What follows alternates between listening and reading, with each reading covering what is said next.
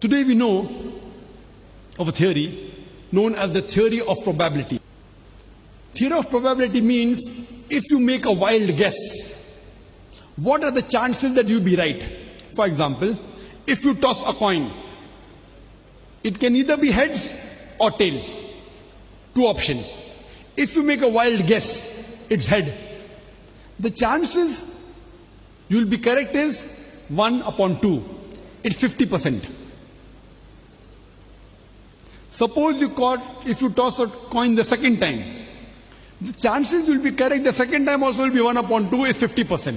The chances that you'll be right both the times, the first time you toss a coin and the second time you toss a coin, is 1 upon 2 into 1 upon 2 is equal to 1 upon 4. 50% of 50% is equal to 25%. This is called as the theory of probability. If you toss a coin thrice and if you make a wild guess, the chances that you will be right all three times is 1 upon 2 into 1 upon 2 into 1 upon 2 is equal to 1 upon 8. It's equal to 12 is 50% of 50% of 50% is 12.5%. Suppose you throw a dice.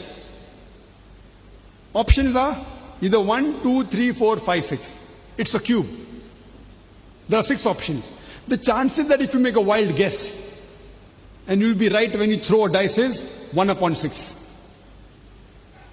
If you throw a dice twice, the chances that you'll be right both the times is 1 upon 6 into 1 upon 6 is 1 upon 36. This is called as theory of probability. Suppose someone says what is mentioned in the Quran is guesswork, is fluke. Let's put this theory of probability to the Quran. Quran says the shape of the earth is spherical. Suppose the shape of the earth, you can think of 10 things. Maybe triangular, maybe quadrangle, maybe heptagonal, maybe octagonal. Maybe there are 10 shapes that you can think of. Some will say spherical, some will say cylindrical. The chances that someone make a wild guess and the answer being correct is, if there are 10 options, the 2 options, the chances someone makes a wild guess and he'll be correct is only 5%. Now Quran says that every living thing is made of water. Now if you start thinking, what can the living creature be made of? You can think of 1,000 things. You may think of sand, you may think of wood, you may think of stone, you may think of skin, you may think of bone. You may think of aluminium, you may think of steel, you may think of iron. 1,000 things you can think of. Water, oil. The chances that if you make a wild guess and you'll be correct is 1 upon 1,000. 1 upon 1,000 is 0.1%. 1 upon 1,000. The chances that the world is spherical, light of the moon is borrowed light, and every living thing is made from water. All 3 things being correct is 1 upon 10 into 1 upon 2 into 1 upon 1,000 is equal to 1 upon 20,000. It comes to 0.05%. Only in these 3 things, the probability of someone being right is 0.05%. I've already mentioned so many scientific facts, and I'm going to mention more. I can keep on quoting. You can think for yourself, you being the intelligent audience, that if someone makes a wild guess, and all these being right, it will be 0.0000000. When will the 1 come? I don't know. And today science tells us, and mathematics tells us, that if 10 raised to 50 zeros, the answer is 0. 10 raised to negative 50 zeros, the answer is 0. So besides Quran saying every living thing is made from water in Surah Anbiya, chapter number 21, verse number 30. It says in Surah Nur, chapter number 24, verse number 45, we have created every animal from water. Quran says in Surah Furqan, chapter number 25, verse number 54, we have created every human being from water. If you apply the theory of probability to all these scientific facts I'm quoting, and you can think of the options, in some of the scientific facts, the option can be 1,000, some can be 10,000, some can be 2, some can be 100, some can be 500. If you keep on multiplying 1 upon 500, 1 upon 10,000, 1 upon 1,000, the net result will be 0. In the field of botany, previously we thought only the human beings have sexes and the animals have sexes, male and female. We did not know that even the plants have sexes, male and female. We came to know recently, 100 years back, 200 years back, 300 years back. Quran mentioned 1400 years ago in Surah Taha, chapter number 20, verse number 53. That is, he who sends down water from the sky. With it brings forth diverse pairs of plants. In pairs, each separate from the other. The Arabic word used is zawja, meaning pairs, male and female. The Quran says in Surah Ra'd, chapter number 13, verse number 3, we have created every kind of fruit in pairs, 2 and 2. The Quran says that not only the animals and the human beings have got pairs, even the plants have got pairs, male and female. The Quran says in Surah Yasin, chapter number 36, verse number 36, that it is He who has created everything in pairs, the things which the human beings know and the things which the human beings don't know. So not only the animals and the plants and the human beings have got sexes, male and female, even a phenomena like electricity. Today we know that even the electricity has got atoms which has got negatively and positively charged, protons and neutrons and electrons. Quran says that He has created everything in pairs. The things you know, the things which you have knowledge of, and things which you don't have knowledge of. In the field of zoology, Quran says in Surah Anam, chapter number 6, verse number 38, it says that it is He who has created every animal that walks on the earth and every bird that flies in the air to live in communities like the human beings. Today science tells us, like the human beings, even the birds and the animals, they live in communities, which we came to recently. Quran says in Surah Nahl, chapter number 16, verse number 68 and 69, it is He who has taught the bee to build its cells in trees, in hills, in human habitations, and to eat of what the earth produces, and to find the spacious path of their Lord with great skill.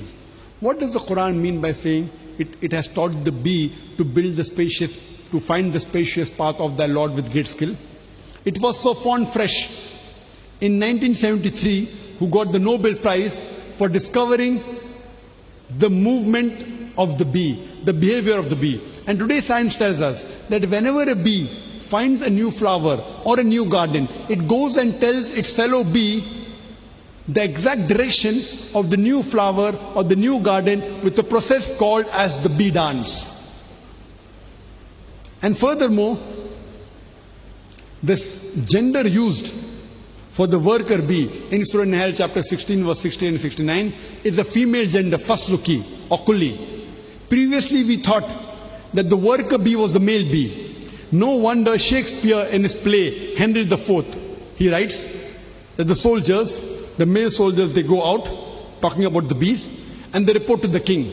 Today science tells us the worker bees are not the male bees, they are the female bees. And they don't report to the king, they report to the queen. Imagine, the Quran even describes the sex of the worker bee as being a female gender, which science has come to know today, recently, and Quran mentions 14 years ago. Quran says in Surah An-Kabut, chapter 29, verse number 41, that the parable of those who take for protectors anyone besides Almighty God is like that of the spider. They build for themselves homes like the spider, and verily the home of the spider is fragile. The house of the spider is fragile. Besides describing the physical nature of the house of the spider, that the web of the spider being weak, it says that anyone who worships anyone besides God, they are building for themselves houses like that of the spider. Besides being fragile and weak, it even gives an indication about the family relationship. Today science tells us that many a time the female spider, it kills the male spider, and they're called as black widows. Imagine the Quran, besides describing the physical nature of the house of the spider being fragile, it describes the physical relationships. It is like that of the spider, which many a times the female spider kills the male spider. Quran says in Surah Namal, chapter number 27, verse number 17 and 18, that when Solomon and his army, with hosts of men, jinns and birds, when they walked and when they approached a lowly valley of ants, one of the ants said, "O ye ant, get into the human habitations. Get into your habitations, lest Solomon and his army will unknowingly trample you beneath the feet." People may think, what kind of a fairy tale book is the Quran? The ants talking among themselves? It sounds like a fairy tale book. What an old book it is, 14 years back. But today, after science has advanced, we have come to know that the animal or insect which has the closest resemblance to the lifestyle of the human being, it is the ant. The ant buries the dead the same way as the human beings do. They have a very sophisticated method of labor in which they have managers, they have foremen, they have supervisors, they have workers. They have a very sophisticated method of communication where they speak to each other. They very often meet to chat. They even have marketplaces where they exchange goods. You know how we have marketplaces, how we have souk. The ants have marketplaces where they exchange goods. And when an ant stores any grain, and if the grain begins to bud, it chops off the bud as though it knew that budding will cause rotting of the grain. And if in monsoon, in rainy season, if the grain gets wet, the ants get it out in the sunlight to dry, as though they knew that humidity will cause root system, which will cause rotting of the grain. You know, many times we see the ant taking grain and then going in the sunlight. We wonder where they are going. They are going out in the sun to dry the grain, as though they knew that humidity will cause rotting of the grain. In the field of medicine,